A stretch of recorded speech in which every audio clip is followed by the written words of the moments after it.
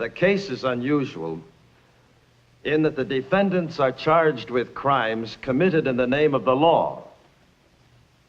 These men, together with their deceased or fugitive colleagues, are the embodiment of what passed for justice during the Third Reich. The defendants served as judges during the period of the Third Reich. Therefore, you, Your Honors, as judges on the bench, will be sitting in judgment of judges in the dock. And this is as it should be.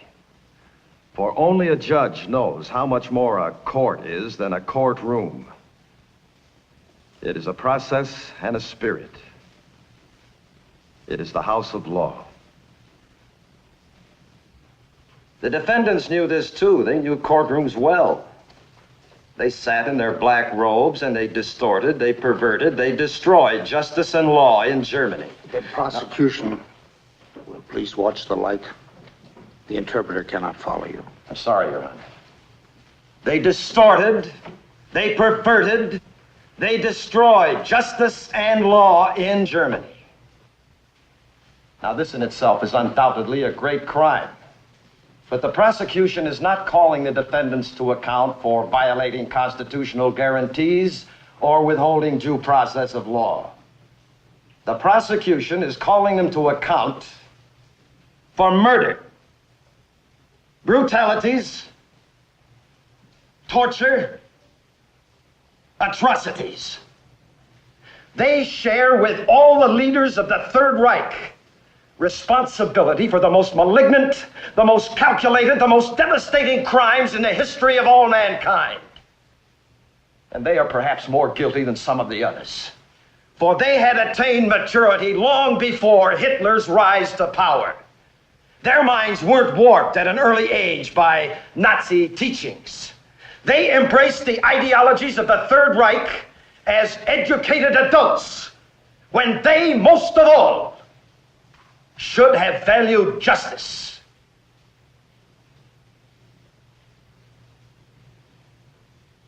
Well, here they'll receive the justice they denied others. They'll be judged according to the evidence presented in this courtroom. The prosecution asks nothing more.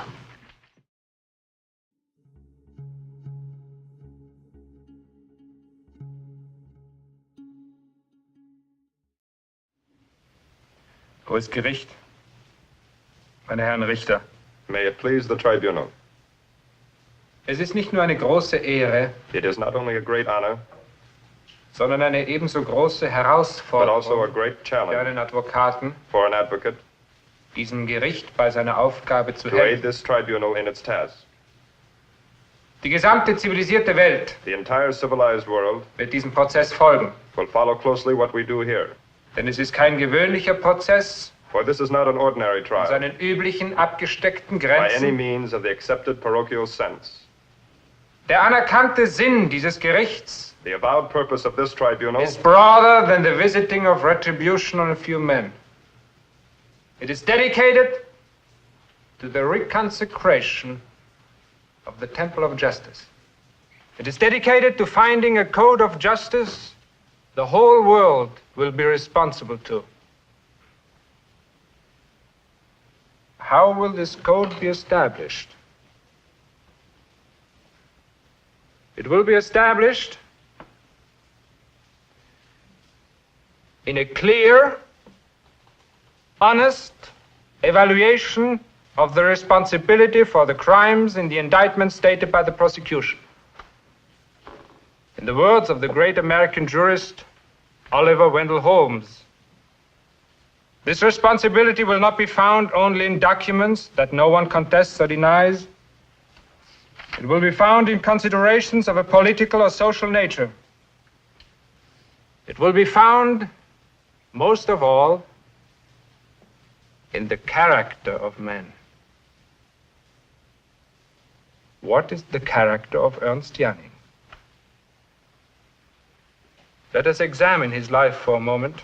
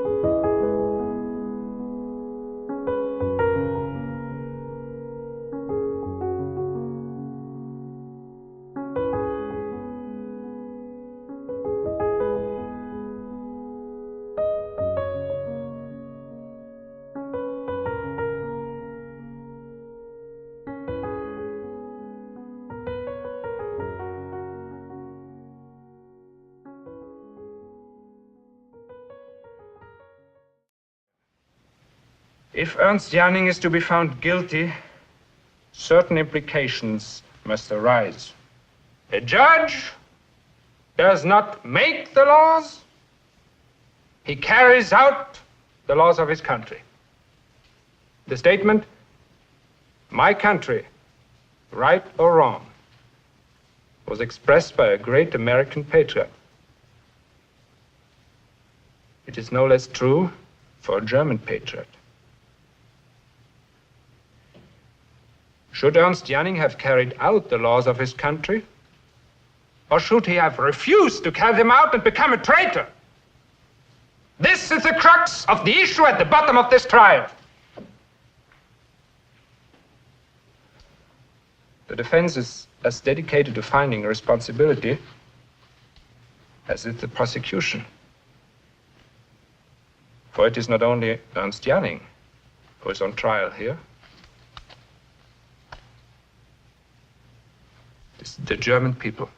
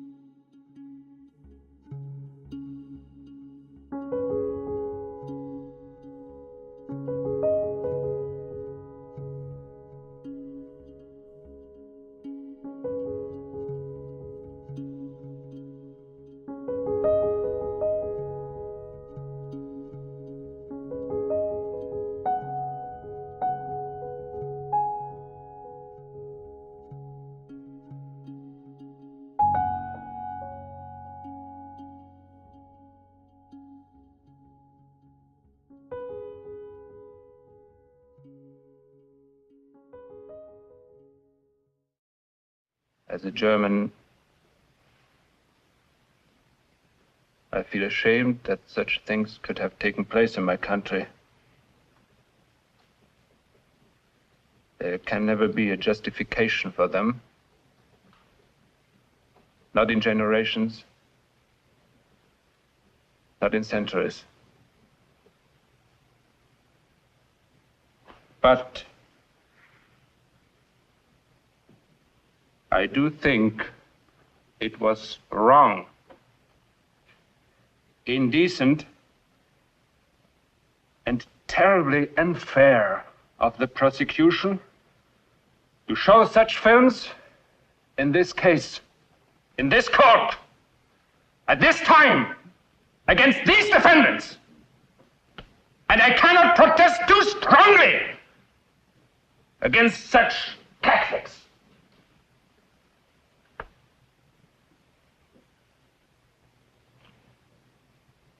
What is the prosecution trying to prove?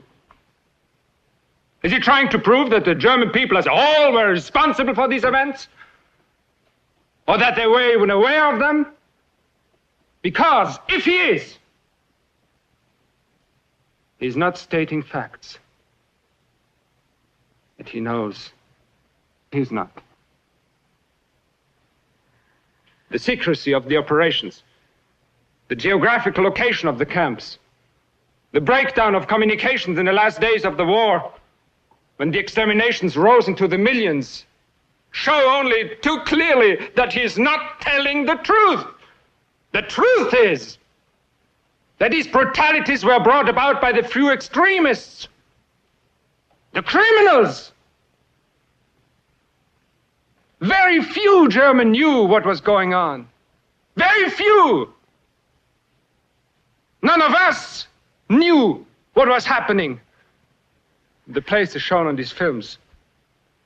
None of us.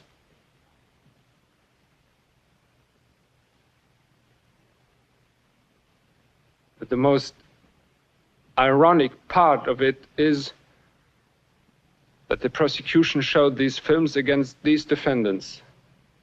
Men who stayed in power for one reason only: to prevent worse things from happening.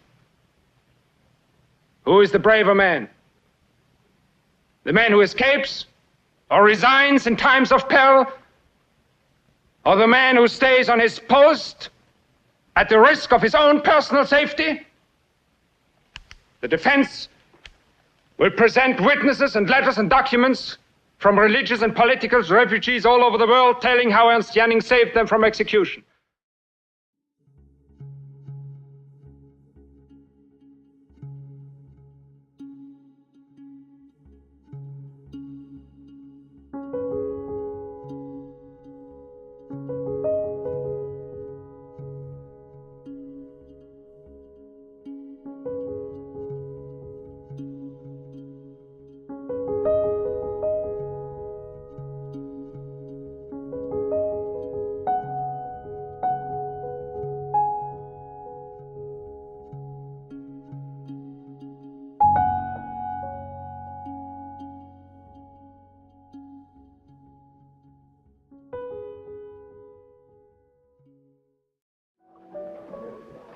Is that what you think we are?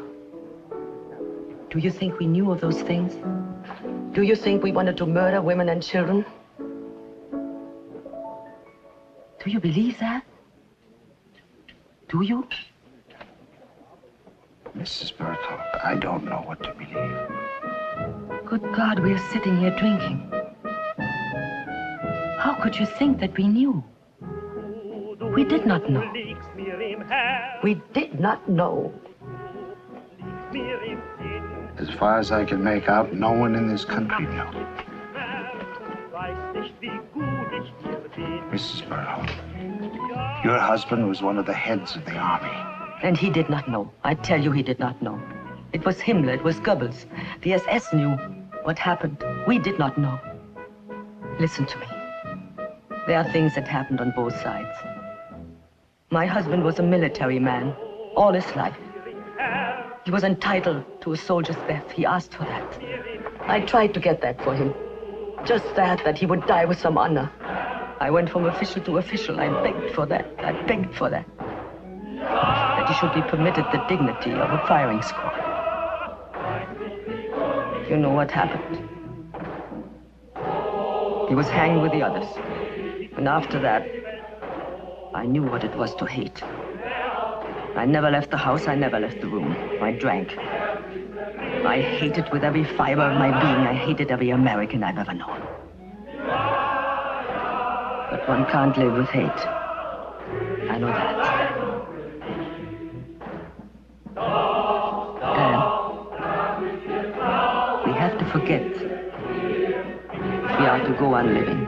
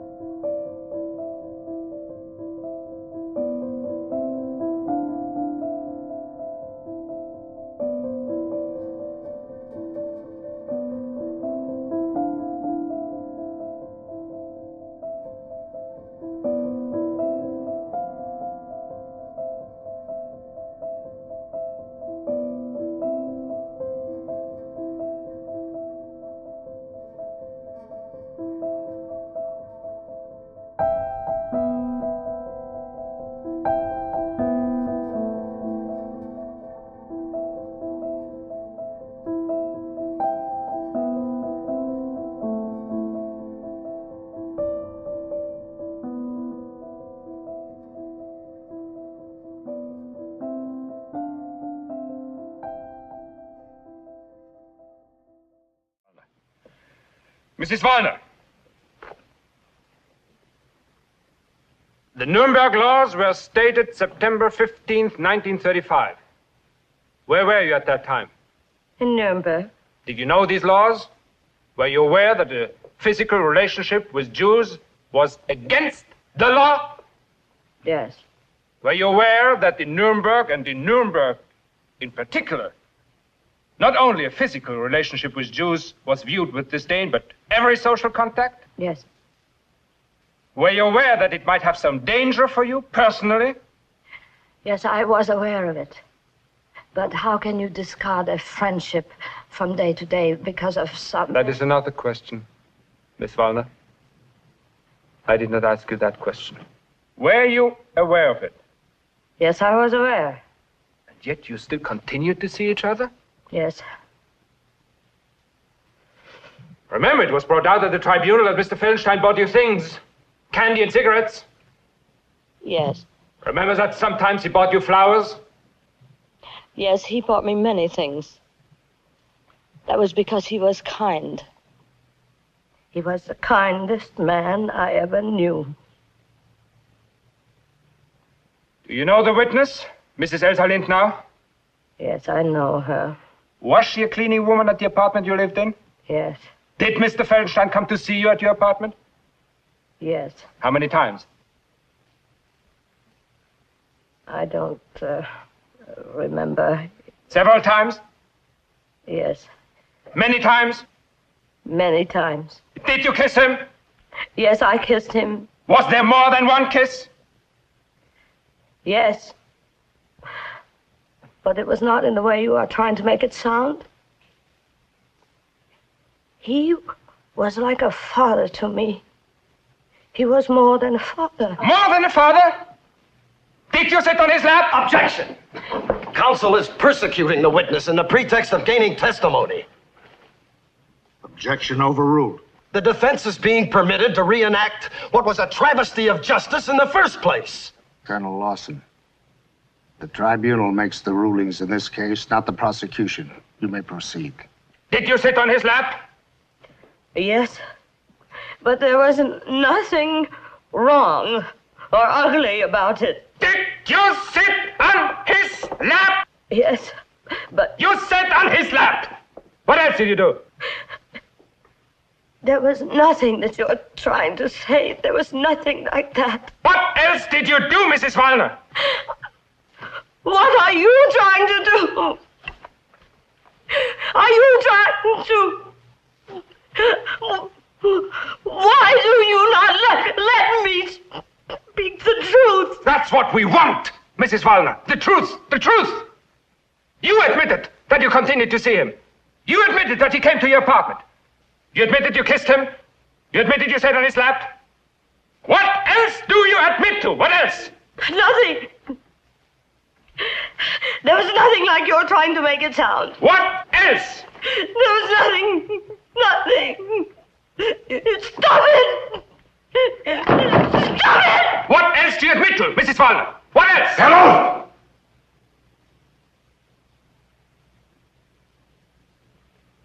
Are we going to do this again?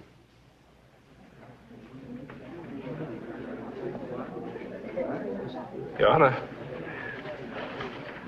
the stress the defendant has been under is so great that he is not aware. I am aware. I am aware.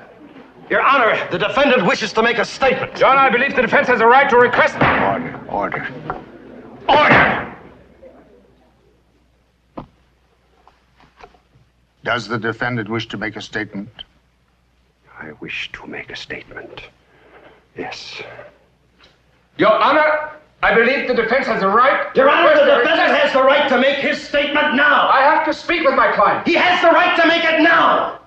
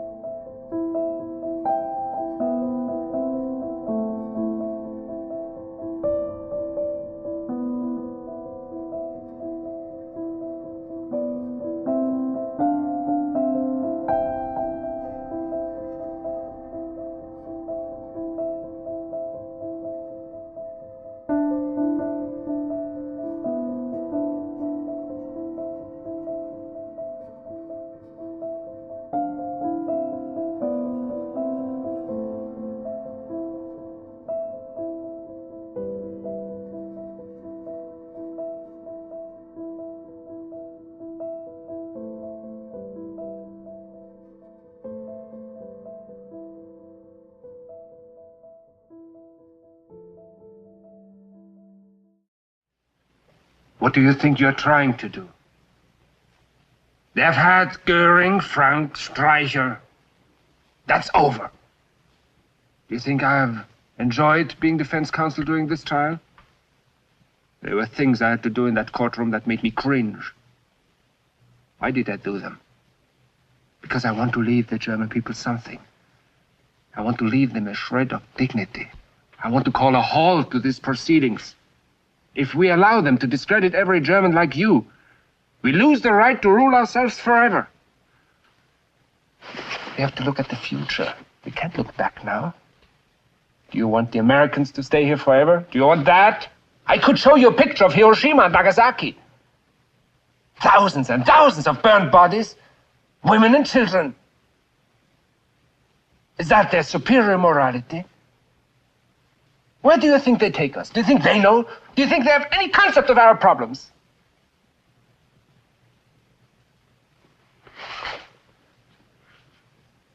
What can I say to you?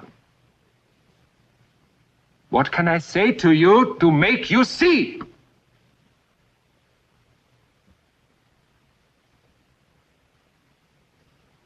There is nothing you can say. Nothing. Your Honor, I was content to sit silent during this trial. I was content to tend my roses. I was even content to let counsel try to save my name. Until I realized that in order to save it, you would have to raise the specter again. You have seen him do it. He has done it here in this courtroom. He has suggested that the Third Reich worked for the benefit of people. He has suggested that we sterilized men for the welfare of the country. He has suggested that perhaps the old Jew did sleep with the 16-year-old girl after all. Once more, it is being done for love of country. It is not easy to tell the truth. But if there is to be any salvation for Germany, we who know our guilt must admit it, whatever the pain and humiliation.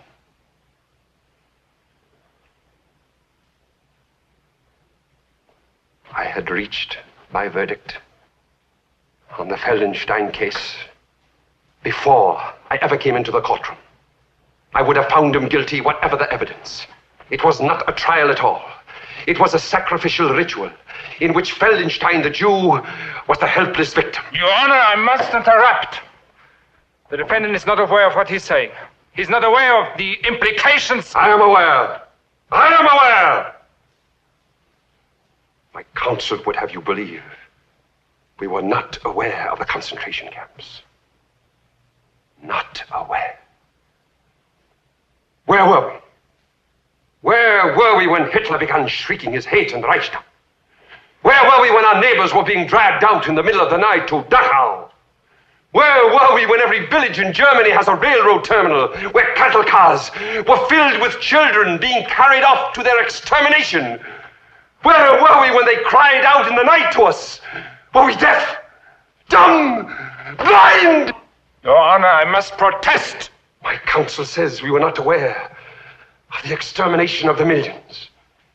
He would give you the excuse. We were only aware of the extermination of the hundreds. Does that make us any the less guilty? Maybe we didn't know the details. But if we didn't know, it was because we didn't want to know.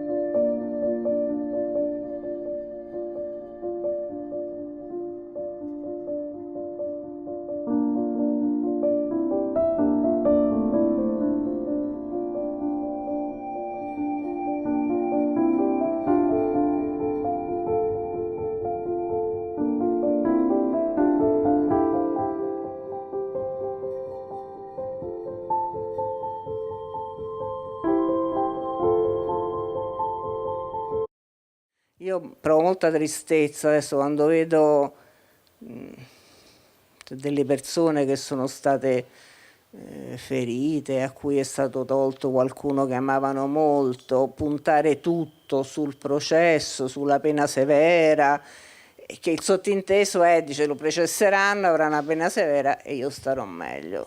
Purtroppo tu non starai meglio. Nella mia storia io vedo la differenza che c'è tra i falli che sono stati fischiati, nel caso loro, e i falli che non sono stati fischiati. Le persone di cui si parlava, no? Cioè persone che la giustizia penale non può toccare perché non hanno compiuto un reato, che però per me hanno comunque una responsabilità nella morte di mio padre. E il fallo non fischiato comunque è doloroso. A tutto questo si aggiunge una cosa che diventa più forte negli anni, che è quella della un po' della tirannia del male, diciamo così, cioè il fatto che quel male che è stato compiuto tantissimo tempo prima e che era destinato a compiere una cosa, in realtà non si ferma lì e ha degli effetti che si moltiplicano, che si allargano, che raggiungono persone che non erano neanche nate, creando altri disagi, altro dolore, altre rabbie. Allora tu a un certo punto dici, no, scusate, qua bisogna metterci un punto a tutto questo, non è possibile che tutto questo vada avanti. E quello che normalmente viene chiamato perdono, con una parola che noi non abbiamo mai usato tra di noi perché è una parola di grandissima ambiguità, alla fine tu però una decisione su questo passato la devi prendere, perché se no sto male seguiterà ad andare avanti per sempre. Allora la decisione, perché non è un sentimento il perdono, è una decisione di dire basta, questo non va più avanti, si ferma qui, dove è arrivato, ora è finito. E questa piccola scelta, poi è una scelta molto banale, diciamo così, è una scelta per stare bene, è una scelta furba, è una scelta di riprenderti la tua vita, di non lasciarla dominare dall'odio, dal rancore, da tutte queste cose. In realtà ti lascia quel pochino di spazio, quel pochino di respiro, quel pochino di vista per vedere quello che c'è intorno a te e anche le opportunità che ti vengono offerte.